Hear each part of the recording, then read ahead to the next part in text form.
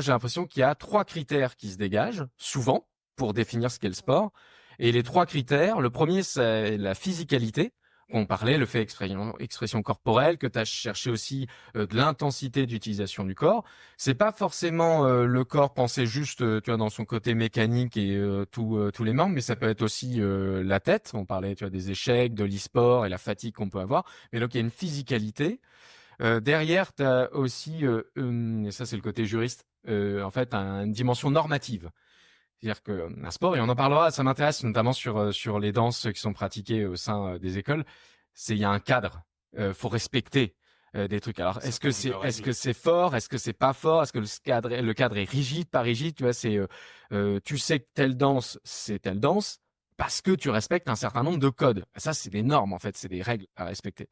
Et le dernier truc, c'est pour ça que ça m'amusait quand vous parliez de battle et de la côté compétition. C'est que je pense qu'il y a une dimension un petit peu, je veux dire, un peu aristocratique dans le sport. C'est-à-dire que le sport, ça vise aussi un peu à classer potentiellement du premier au dernier. Alors, c'est des critères hein, qu'on pose et après on en discute, on dit si c'est ça, pas ça, mais ça peut peut-être nous éclairer sur si on détermine que la danse c'est plus ou moins un sport.